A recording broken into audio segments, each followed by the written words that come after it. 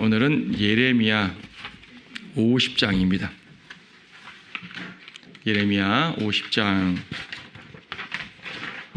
3장밖에 남지 않았습니다. 앞에 몇 장을 이스라엘 주변국들에 대한 심판을 쭉 다뤘는데, 여기서는 50장, 51장 두 장에 걸쳐가지고 바빌론에 대해서 책망하고 있습니다. 근데 보면 또 길어요. 50장도 46절까지 되고 51장은 64절까지 됩니다. 그러니까 이 긴 장이 바빌론에 그 초점이 맞춰 있다는 사실이에요. 그만큼 하나님께서 바빌론을 얼마나 책망하시는지, 그분의 뜻이 어디 있는지를 살펴볼 수 있는 중요한 부분입니다. 자, 5절까지만 읽겠습니다. 주께서 선지자 예레미야에 의해 바빌론과 칼디아인의 땅에 대하여 이르신 말씀이라.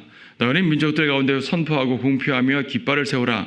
공표하고 숨기지 말라. 말하기를 바빌론이 함락되고 벨이 수치를 당하며 무로닥의 산산조각이 나고 그녀의 우상들은 수치를 당하며 그녀의 형상들은 산산조각이 났다 하라. 북쪽에서 한 민족이 그녀를 치러 나와서 그 땅을 황폐케 하여 그 안에 거하는 자가 아무도 없으리라. 사람이나 짐승이 다 옮겨가며 그들이 떠나리라. 주가 말하노라. 그 날들과 그때에 이스라엘 자손과 길 가며 우는 유다 자손이 함께 돌아오며 그들이 가서 주 그들의 하나님을 찾으리라. 그들이 그들의 얼굴을 시온으로 향하여 그쪽으로 그 길을 물어 말하기를 오라. 결코 잊혀지지 않을 영속하는 언약으로 우리 자신을 주께 연합하자 하리라. 자, 바빌론의 심판은 곧 이스라엘의 회복입니다.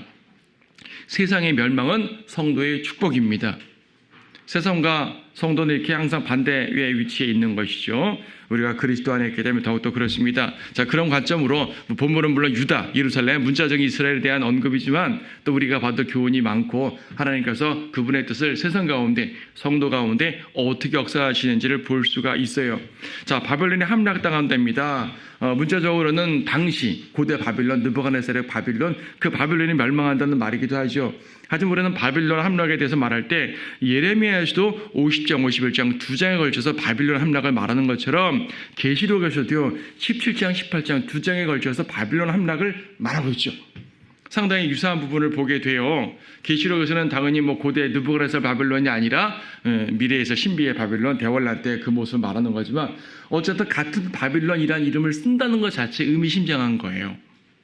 바빌론은 성경에 여러 개가 나옵니다.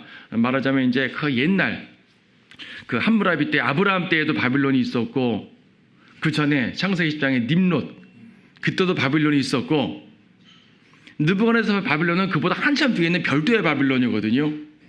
별도의 바빌론이에요. 그럼에도 불구하고 바빌론이라는 이름을 쓰고 있잖아요. 그 지역에서 말하는 것이고, 근데 성경에서 바빌론이라는 이름을 쓰는 모든 것들이 다 부정적이에요. 계시록에 있는 바벨론 마찬가지로. 그렇죠. 또 로마 카톨릭과 연관되기도 하지만은 그 종교적으로 로마 카톨릭과 연관되기도 하지만 세상 자체를 의미한다고 볼 수도 있는 겁니다. 하나님을 대적하는 세상 자체에. 왜냐하면 세상 신이 마귀인데 바벨론 왕은 루시퍼라고 또 이사야에서 말하고 있잖아요. 그렇죠. 그런 모든 영적 견지, 역사적, 영적, 교류적인 걸 다 살펴봐가지고 우리는 하나의 모습을 딱 보게 되는 거예요. 아, 결국 사탄이구나. 사탄의 백성이구나.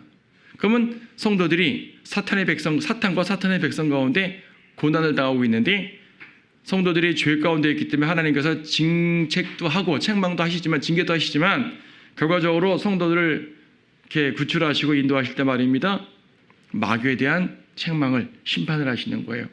우리 욥기에서 봤단 말입니다. 욥이 이유 없이 고난을 꽤 당했는데 결국은 사탄 때문이었거든요. 그래서 사탄을 제거하심으로써 욥을 구출하는 모습을 보게 됩니다. 자, 바빌론에 대해서 언급을 했습니다. 2절에서 북쪽에서 한 민족이 그녀를 치러 올라온다는 말하지 않습니까? 북쪽이란 말 3절이죠. 예, 북쪽에서 한 민족이 그녀를 치러 올라온다라는 말하는데 우리 앞에서도 많이 봤죠. 근데 이스라엘을 말할 때, 그 유다를 말할 때 북쪽에서 침략하리라, 바빌론이었단 말이에요. 바빌론이 이스라엘 땅보다는 방향은 동쪽에 있지만 동쪽에서 직접 오지 않고 북쪽을 통해서 오기 때문에 항상 이제 북에서 내려온다고 언급을 드렸었어요. 그래서 북쪽에서 오는 것, 유다를 심판하는 바벨론을 향해서 북쪽에서 오는 민족을 하는데, 이거는 바벨론을 심판하는 말이잖아요. 근데도 북쪽에서 오는 민족을 또 말하고 있네요. 여기서 오늘 상징적으로 알 수 있어요. 북쪽이란 것은 항상 심판을 행하는 하나님의 그 모습입니다. 실질적으로 북쪽이기도 있어요. 문제적으로도 바빌론을 멸망시킨 것은 메데 페르시아인데요. 우리가 메데 페르시아 그러죠. 실제적으로는 페르시아가 더 많이 이제 강했지만은 페르시아는 남쪽에 있는 나라예요. 그러니까 바빌론의 동쪽 중에서 남쪽에 있는 지역이 페르시아고 엘람 페르시아고 북쪽에 있는 지역이 메디아예요. 메디아. 그래서 메데 페르시아가 합쳐가지고 바빌론을 정복해서 메데 페르시아라는 왕국이 된 거예요. 왕국으로 이제 성경에 나오는 거예요. 나중에는 페르시아가 메데를 잡아먹어서 페르시아로만 통일돼 버렸지만은 원래는 메데 페르시아였다고요. 근데 메데가 바빌론보다 동쪽에 있었지만 북쪽에 있었거든요. 동북쪽. 그래서 여기서 북쪽에서부터 한 민족이 왔다는 것은 메데에 의해서 멸망한다는 역사적인 말이기도 해요. 하지만 이스라엘을 말할 때도 북쪽에서 온다 아시리아, 유다를 말할 때도 북쪽에서 온다 바빌론, 이 바빌론을 말할 때도 북쪽에서 온다 메디아, 그렇죠? 그리고 에스겔이나 이런 데서도 북쪽에서부터 온다. 대월란 때, 재림 때 이런 거 말할 때 사람들은 북쪽하면 다 러시아만 생각하는데 러시아만이 아니라는 얘기예요. 하나님께서 심판을 허락하는 상황 속에서 북쪽 개념이 되게 많아요. 근데 이 궁극적 심판이 뭡니까? 주 예수님께서 내려오시는 거잖아요. 주 예수님은 하늘로부터 내려오시지 않습니까? 근데 성경에서 하늘을 말할 때 북편이라고 말하잖아요. 하늘을 북편이라고 말하잖아요. 이 땅에서는 이제 지구의 이 구체 속에서 지구의 방향으로 말미암아 북과 남이 이제 자력에 의해서 형성 이제 보통 말해주곤 하지만은 이 모든 북의 진북 완전 북은 바로 저 북쪽에 있단 말입니다. 하늘에 있단 말입니다. 그래서 하늘로부터 오시는 심판, 궁극적인 심판은 그걸 말하는 거예요. 그래서 모든 심판은요 사람들을 통해서 민족들을 통해서 심판을 이루지만 모든 심판의 기원은 바로 하나님이시다. 하나님께서 누굴 통해 심판하든 직접 심판하시든 어쨌든 하나님을 심판하신다. 바로 바빌론은 하나님께 심판받는다는 것을 알 수가 있습니다. 4절에서는요, 4절 5절에서는요 유다가 돌아오는 모습이지 않습니까? 주가 말하노라 그날 누가 그때 이스라엘 자손과 길가며 오는 유다 자손이 함께 돌아온다. 이스라엘 유다가 함께 돌아온대요. 돌아오면서 5절에서 뭐라고 노래합니까? 그들이 뭐라고 시온을 향해 노래합니까? 오라 결코 잊혀지지 않을 영속하는 언약으로 우리 자신을 주께 연합하자. 그러니까 그냥 바빌론 포로가 끝나고 유대 땅으로 돌아온다. 물리적인 회복만이 아니라 주님께 연합하자. 그렇죠? 영속하는 언약으로 하나님께서 아브라함의 언약, 다윗의 언약 등등으로 말미암아 나는 너희를 영원한 내 백성으로 만들어 주겠어. 딱 언약을 맺었잖아요. 영원한 언약을 맺었잖아요. 아브라함과 더불어서. 근데 이 백성들이 죄를 지어가지고 그 언약에서 떨어져 나갔잖아요. 하나님의 언약은 그대로 있어요. 백성이 나갔죠. 근데 백성은 돌아오는 겁니다. 다시 그 언약 안으로 들어오겠다는 얘기죠. 하나님이 영속하는 언약 안으로. 그러니까 뭡니까? 단순하게 바벨론 포로 회복, 70년의 그 고난을 끝나 돌아오는 요것에만 맞춰져 있는 것이 아니라 영적 회복을 같이 말하는 겁니다. 제가 자주 말씀드렸죠. 오늘날 이스라엘의 회복은 영적 회복이 안 됐기 때문에 진정한 회복이 아니라고.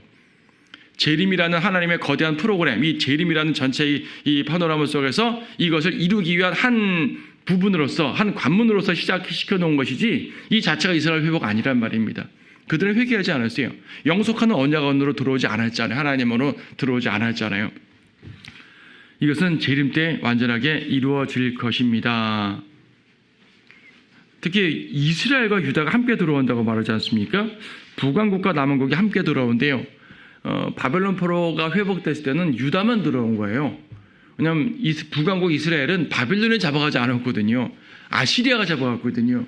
근데 아시리아는 다 잡아가서 한 군데 모아둔 게 아니라 다 떠버렸어요. 돌아올 수가 없죠. 다 섞여버려가지고. 물론 북왕국에 속했던 사람 중에 일부가 유대인들에게 섞여가지고 돌아오긴 했었어요. 에스라의 이제 귀환된 유대인들의 목록을 쭉 보게 되면 북왕국에 속해있던 사람들이 좀 섞여서 오는 경우는 있습니다. 하지만 그거는 약간 섞여 오는 거지 북왕국 자체가 회복된 게 아니거든요. 그래서 그때 회복은 유다의 회복뿐이었습니다. 근데 유다와 이스라엘이 함께 회복한다는 말은 보니까 이건 언제 이루어질 거예요? 재림 때 이루어지겠죠. 여러분은 계시록에서 이스라엘 12지파 이름이 주르륵 나오는 거 봅니다. 누벨에서 14,000명, 120,000명이요 등등 해가지고 갓지파에서 어쩌고, 문하세 지파에서 어떠고, 요셉 쭉 언급한단 말입니다. 유다 지파에서 어떻고. 이렇게 언급하는 가운데서 보게 되면 12지파가 다 살아있네? 그렇죠? 다 살아있는 거예요. 지금은 12지파를 찾지 못합니다. 주님께서 주님의 능력으로 찾으시는 거예요. 그러므로 이것은 역사상 언제여도 이루어지지 않은 예언입니다. 미래에 대원락 끝나고 재림 때 이루어질 예언입니다.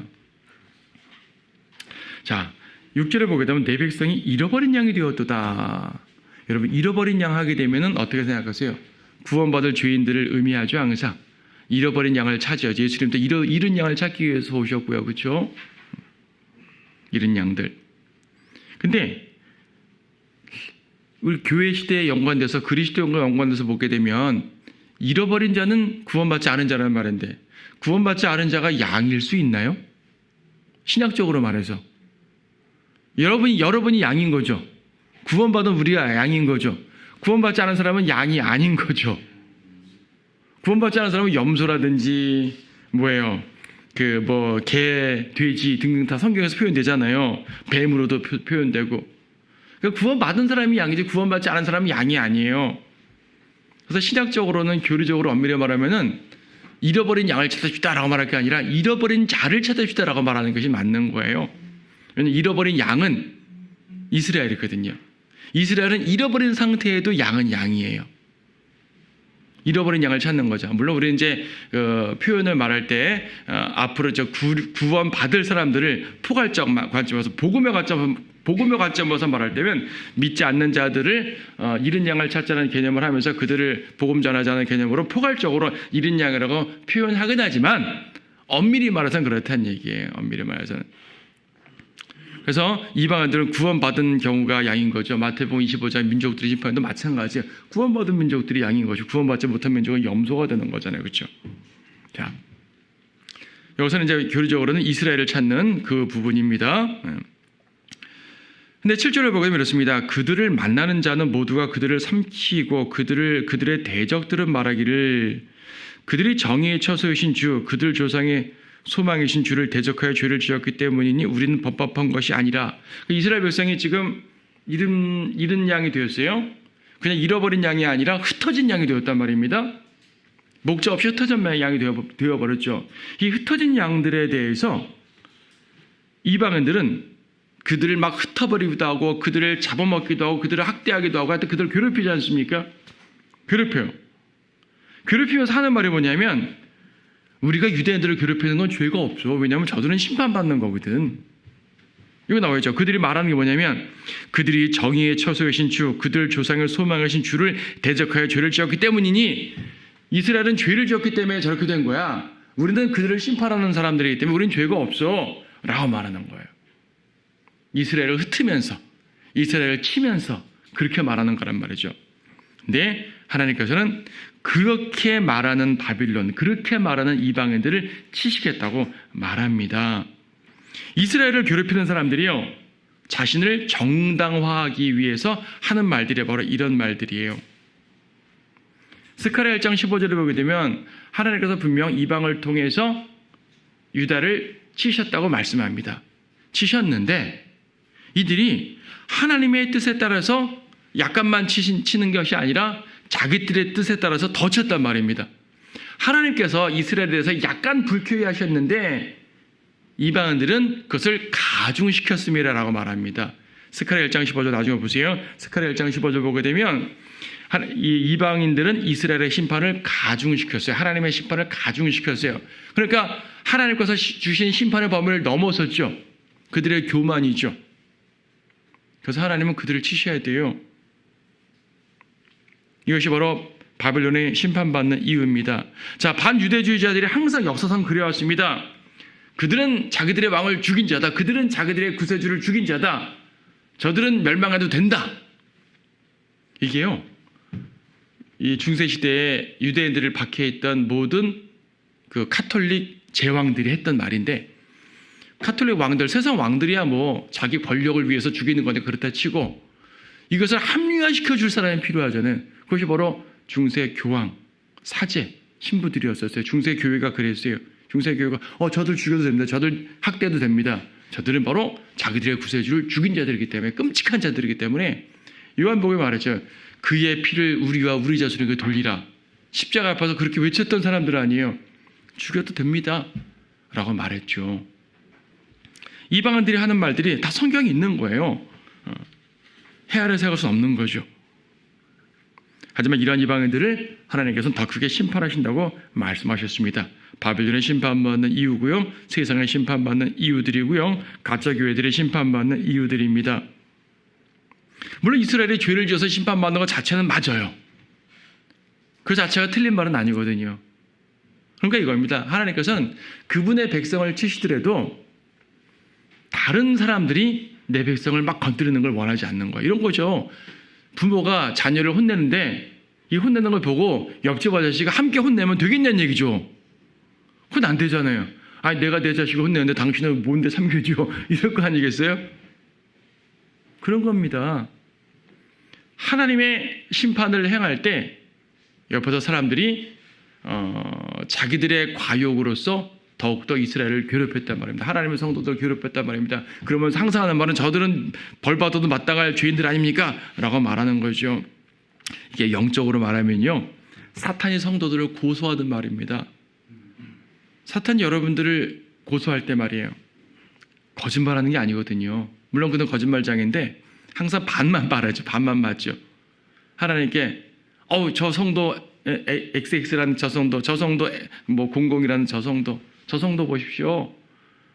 어제도 죄를 졌습니다. 지금도 죄를 짓고 있네요. 하나님 저 성도 그러면 그냥 놔두겠습니까? 심판하셔야죠. 고소한단 말이에요. 우리에게 달려서 말합니다. 직접 막 환청으로 말하는 건 아니지만 우리 양심 속에서 막 말하는 거예요. 니까지 무슨 하나님 일을 한다 그래? 너 죄인이잖아. 이러한 끔찍한 죄를 지었으면서 무슨 일을 한다 그래? 무슨 하나님 헌신한다 그래?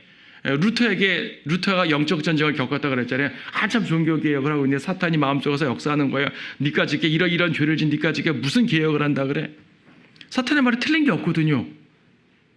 죄를 지적하는 사탄의 말은 틀린 게 없어요. 그런데 사탄이 말하지 않는 사실이 하나 있죠. 바로 예수 그리스도께서 우리의 죄를 용서하셨다는 사실은 사탄은 절대 말하지 않습니다. 사탄은 우리의 죄를 지적하고 우리의 죄를 책망만 하는데 예수님께서는요, 하나님께서는요, 우리의 죄를 책망도 하시지만 용서도 하시는 분이에요.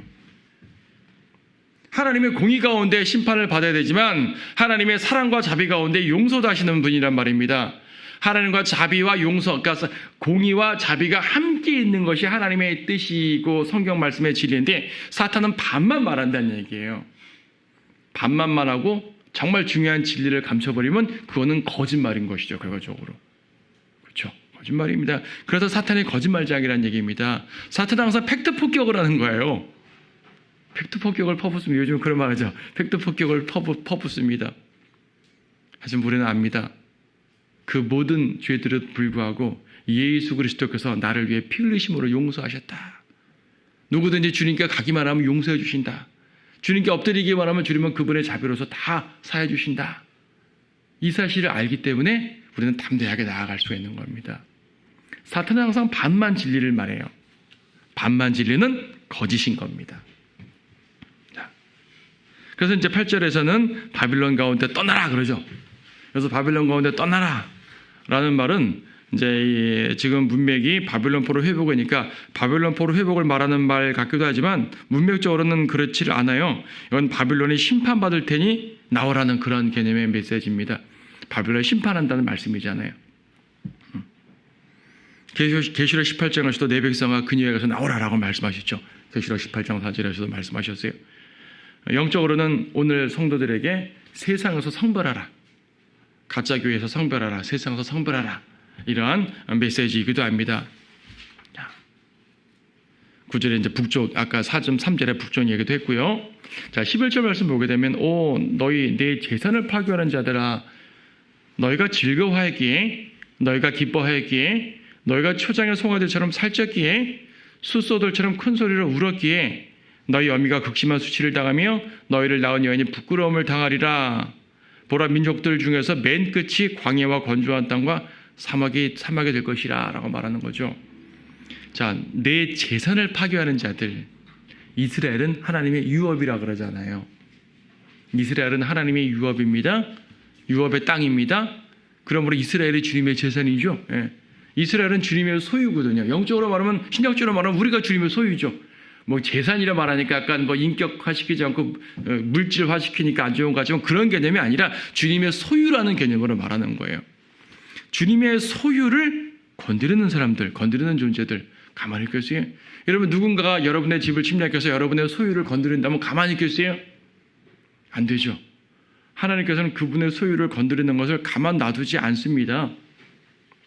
여기서 이스라엘을 괴롭히는, 이스라엘이 하나님의 유업이니까 여기 51장 19절도 말이죠. 51장 19절에 보게 되면은 야곱의 분깃은 그들과 같지 아니하나니 이는 그가 만물의 조성자시요 이스라엘은 그의 유업의 막대기임이라. 이스라엘이 그분의 유업의 막대기랍니다. 이스라엘이 그분의 재산이에요. 신약적으로 말하면 말씀드린 것처럼 우리가 그분의 소유죠. 우리는 그분의 소유된 백성입니다. 주님은 우리를 그분의 피로 사셨습니다. 우리는 그분의 것입니다. 그분의 것이기 때문에 보호하는 거예요. 제가 자주 말씀드렸죠. 우리가 보통 예수님을 주님 그러고 우리가 종이라고 말하는데 세상에서 주종 관계는 명령과 복종의 관계일 뿐이에요. 일을 시키면 일을 하는 것이고 학대를 하면 학대를 받는 것이고 이게 세상에서 말하는 주인과 종의 관계거든요. 그래서 어떤 분들은 성경에서 주인과 종의 관계를 말할 때에 당시 로마 시대, 바빌론 시대 이런 시대니까 당연히 노예제도에서 한 말이 아니냐, 노예제도 배경에서 한 말 아니냐. 그러므로 주님도 우리를 마구 대해도 되고 우리도 주님께 절대 복종만 해야 된다 이렇게만 생각하는데 물론 절대 복종해야 되는 건 맞죠. 하지만요, 주님은 로마 시대의 주인과 종의 개념과 정반대의 주의-종 관계를 말씀하고 계시는 거예요. 로마 시대다 이런 세상에서의 주종 관계는 학대하는 주인인데 예수님이라는 주인은요, 보호하는 주인인 거예요. 얼핏 들으면 주종 관계하게 되면 명령, 복종 이것만 생각하잖아요. 근데 진짜 주인은 자기의 종들을 부려먹는 것이 아니라 자기의 종들을 보호하는 존재예요. 이게 성경에서 말하는 주인과 세상에서 말하는 주인과 원천적으로 다른 겁니다. 여러분이 하나님을 주여라고 부를 때 그것은 나의 상관이시여 이런 말이기도 하지만 더 본질적으로는 나의 구원자시여 그 말입니다. 그래서 로드 주라는 말과 세이비어 구주라는 말은 본질적으로 같은 말이에요. 포인트가 뭐 말의 뉘앙스가 다르긴 하지만 결과적으로는 주님이라는 말은 곧 구원자라는 말이고 그 말은 곧 보호자라는 말이에요. 하나님 우리를 보호하시기 위해 주인이 되신 것이지 우리를 부려먹기 위해 주인이 되신 것이 아니에요. 그래서 주의 이름을 부른 자는 구원을 받으리라. 주라는 말은 구원과 연관된 말이잖아요. 그래서 요즘에 이단 교리 중에 그런 게 있어요. 그 주권 구원론이라는 게 있어요. 들어보셨어요? 주권 구원론. 그 영어로 말하면 Lordship Salvation이라고 그러는데 예수님을 구주로만 믿으면 안 되고 주님으로 믿어야 된다. 성경에서 주를 믿으라 그러지 않냐? 이 말은 주님께 복종해야 된다. 우리의 모든 행실이 주님께 복종해야 된다. 복종하는 삶을 살아야 구원받는 거다. 복종하는 삶을 살아야지 예수님을 주인으로 인정하는 것이니까 그게 구원받는 거다. 이렇게 행위 구원으로 가는 게 주권 구원론이에요. 그건 이단 교리거든요. 그들은 주인이라는 말을 명령하시는 분이라고만 보는 겁니다. 하지만 성경에 보는 모든 우리 주님, 하나님을 가리키는 주인, 예수님을 가리키는 주인의 첫 번째로 말하는 핵심이 뭐냐면은 보호하는 것, 보호하는 자, 구원하는 자, 이끄는 자, 해방케 하는 자, 자유를 주시는 자, 이게 주인이에요. 세상의 주인들은 부려먹기 위해 노예를 하지만 우리 하나님께서는 우리를 해방시키기 위해서 사신 거예요. 그게 달라요. 우리의 주님과 세상 주인과는 그렇게 본질적으로 차이가 난답니다. 그런 주님께 속한 사람들이 바로 우리 성도들이 바로 그분께 속한 소유물인 거예요. 그분께 속한 소유물. 그 소유물을 누가 건드렸다? 주님 가만히 있겠어요? 주님 피값으로 사신 소유물인데. 그렇죠. 그래서 우리가 세상에서 담대히 행할 수 있는 이유입니다. 우리 주님은 그런 분이에요. 자, 다시 본문으로 또 돌아가서요. 그래서 이제 하나님의 백성을 친자는 구약이나 신약이나 모든 관점으로 그대로 당한다는 걸 알 수가 있습니다. 거기 15절 보면 이는 그것이 주의 복수임이라 그러죠. 50장 15절 뒤에도 이는 그것이 주의 복수임이라고 말했단 말입니다. 주의 복수. 바벨론은 완전히 파괴됩니다. 거기 13절, 15절, 23절 보게 되면 황량한 땅이 된다고 말하고 또 기초가 무너진다고 말하고 38절에서는 가뭄이 된다고도 말하는 것이고요. 23절에 폐허가 된다고도 말하고요. 그들의 보물이 탈취된다고도 말하고요. 40절에서는 소돔과 고모라처럼 된다고 말하고요. 특히 39절, 저 뒤에 39절 말씀 보세요. 39절 보게 되면 그러므로 사막의 들짐승들이 섬들의 들짐승들과 함께 그곳에 거할 것이요 올빼미들이 그곳에 거하리라. 거기에 다시는 영혼의 사람이 거하지 아니할 것이며 되도록 거하지 아니할 것임이라. 바빌론이 완전히 파괴된 도시가 됩니다. 성경에서 영원히 저주를 받으리라고 말 들은 도성이 3개가 나와요. 여리코, 바빌론, 소돔. 소돔은 문자 그대로 영원히 멸망해서 더 이상 소돔은 흔적도 없죠. 여리코는 지금 여리코라는 도시가 있어요. 좀 상당히 좀 이렇게 황폐했는 도시입니다. 성경 시대에는 여리코가 되게 번성해 있었어요. 근데 여호수아에 보게 되면 여리코를 무너뜨리면서 나중에 누군가가 여리코를 다시 세우는 자는 세울 때 큰아들 잃고 작은 아들 잃고 아들 잃으리라 라고 저주하셨어요. 그대로 이루어졌죠. 바빌론에 대해서 오늘날 바빌론이라는 도시가 있긴 하지만은 사실상 오늘날도 유적도시예요. 유적도시. 한번 말씀드렸죠. 바빌론이 이때 황폐화가 돼가지고 뭐 그냥 양치는 사람들이 유목민들이 조금은 살긴 하지만 그날 번성하던 도시의 모습은 사라졌다고요. 너무나 오랫동안 흙먼지로 덮고 오랜 세월 동안요 덮여가지고 바벨론이라는 도시 자체가 흔적도 없었어요. 19세기 중반에 고고학자들이 발굴하기 전까지는 바빌론이라는 도시가 정말 전설 속의 도시로 알았었어요. 이런 도시가 정말 존재했어? 흔적이 없잖아. 그랬다는 얘기죠. 그만큼 황폐한 곳이고 사람이 살지 않는 곳이 됐습니다. 지금도 유적 도시로서 복원만 한 것이지 번성한 도시가 아니에요. 하나님의 말씀이 다 이루어지는 것이죠. 자, 황폐하게 되어버렸습니다. 거기 뒤에 19절 말씀 보세요. 19절, 20절. 또 내가 이스라엘을 그의 처소로 다시 데려오리니 그가 칼멜과 바산에서 먹을 것이며 그의 혼이 에프라임과 길르앗산에서 만족하게 되리라. 주가 말하노라. 그날 누가 그때 이스라엘의 죄악을 찾아도 아무것도 없을 것이며 유다의 죄들을 찾아도 발견되지 않으리니 이는 내가 남겨놓은 그들을 내가 용서할 것임이니라. 앞에서 이방인들이 그랬다 그랬잖아요. 너희들은 죄인이기 때문에 멸망해도 돼. 근데 주님 뭐라 그러셨어요? 아니야, 내가 내 백성을 용서할 거야. 아까 사탄이 뭐라 그런다 그랬어요? 우리의 죄를 다 이 팩트 폭격에서 고소한다 그랬잖아요. 하지만 하나님께서는 용서한다고 말씀하고 있는 겁니다. 용서하는 거예요. 특히 완전한 용서라는 말을 하는 거죠. 완전히 용서하실 것입니다. 예레미야 31장에 가서는 새 언약이라는 말을 하면서 유다가 회복될 때, 이스라엘이 회복될 때, 주님 재림도 회복될 때 말입니다. 영적 회복될 때 그들은 완전히 용서돼가지고 더 이상 그들의 죄악 자체를 기억하지 않는다 그랬습니다. 죄악을 기억하지 않는다. 여기도 유다의 죄들을 찾아도 발견되지 않으리니. 왜 발견되지 않아요? 얼마나 죄가 많은 사람들인데요. 근데 발견되지 않는데요. 죄가 없어진 사람들이 그렇습니다. 여러분, 세상에서는요, 죄를 짓게 되면 죄를 해결하기 위해 선한 일을 해서 죄를 덮습니다. 예, 법정에서도 그러잖아요. 사회봉사 뭘 내립니다 라고 말하죠. 나쁜 짓을 많이 했으니까 좋은 일을 많이 해서 이걸 갚으라 그 말이거든요. 그래서 사람들이 구원받는 잘못된 게 행위 구원자들도 그거예요. 내가 죄가 많은데 이 죄로는 다 천국 갈 수 없으니까 내가 선한 일을 많이 함으로써 죄를 좀 덮고 선한 일을 가지고 올라가자.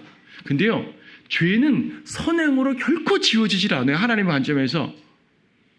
죄는 안 지워져요. 내가 선행을 했잖아요. 그럼 선행은 선행이고 죄는 죄인 거예요. 선행은 선행이고 죄는 죄인 거예요. 왜 가끔 정치가들이나 세상 사람들도 그러잖아요. 이 죄를 짓게 되면 뭐 공과 과가 있다. 정치인도 공과 과가 있다. 어떤 분들은 이 사람들은 공이 많으니까 과를 덮어주자. 어떤 분들은 아니다. 아무리 공이 많아도 과가 심해서 못 덮는다. 아니, 어떻게 공으로 과를 덮어요? 근데 어떨 때 덮냐면 그 사람이 진심으로 참여하거나 자기가 해를 끼친 사람들한테 진심으로 용서를 빚게 되면 그 과를 용서해주고 덮어주는 거잖아요. 인간관계도 그렇잖아요. 나를 막 학대하고 때린 사람이 나에게 좋은 일을 많이 해주면은 여러분은 나를 학대한 것을 잊어버립니까?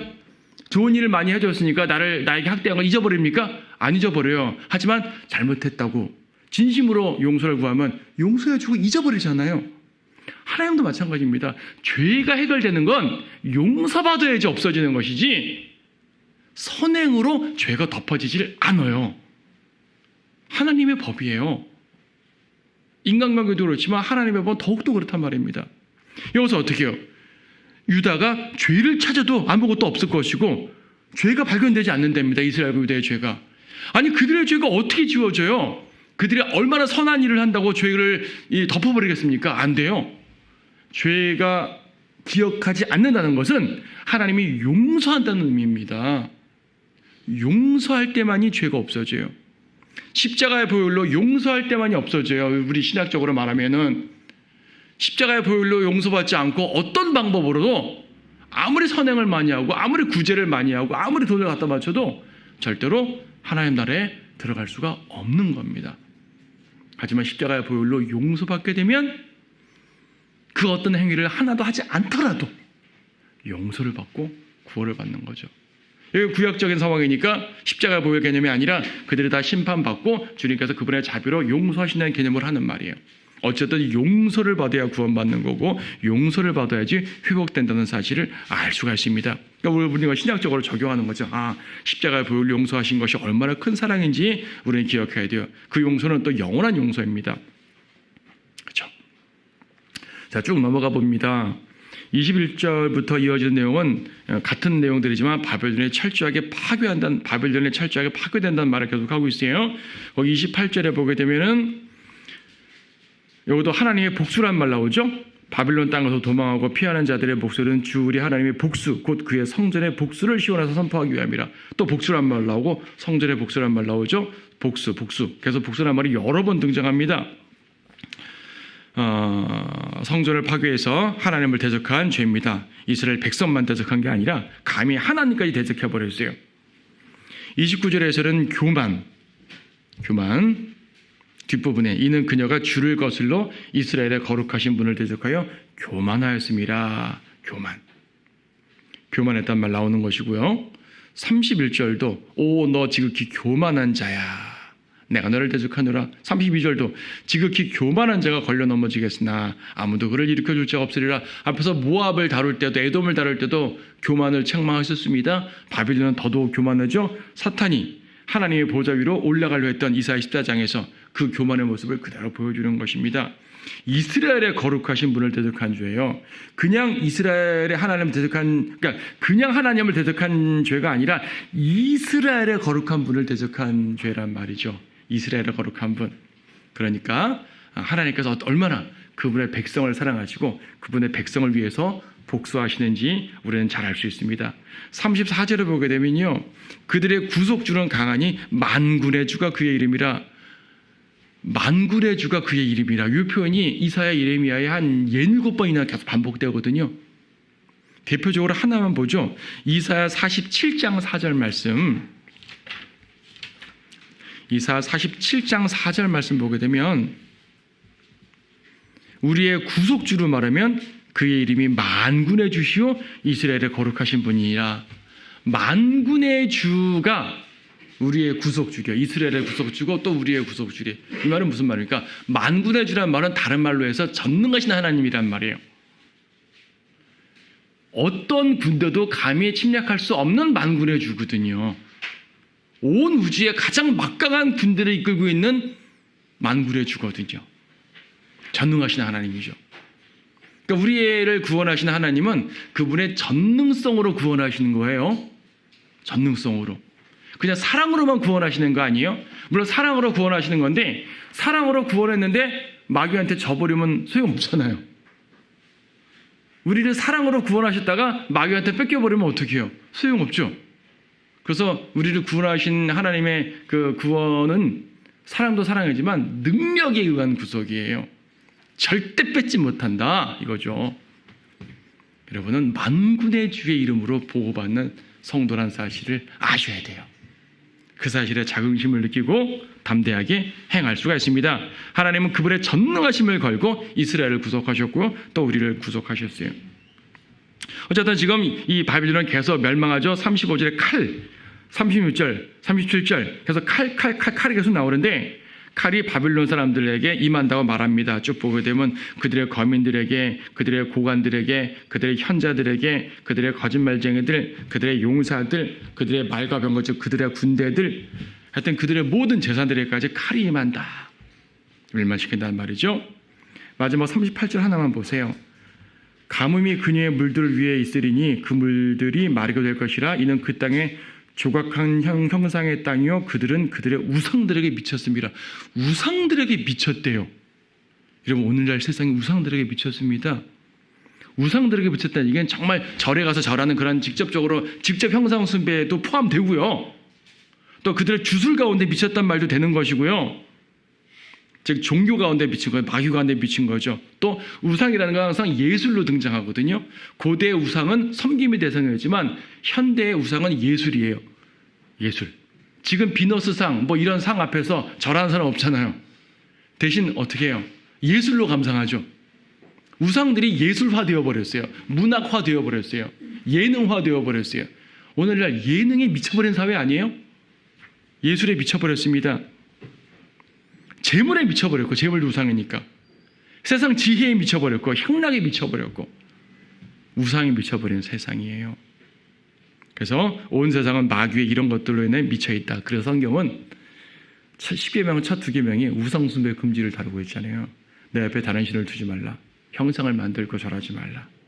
그만큼 하나님께서는 그분만 섬기라는 것을 말하고 있습니다. 자, 바벨론의 함락 때입니다. 우리는 바벨론 함락에 대한 모습 속에서 역사적인 함락, 그리고 대환란 때 어떤 모습도 보지만은 영적으로 주님이 그분의 백성을 어떻게 보호하시는지를 보게 됩니다.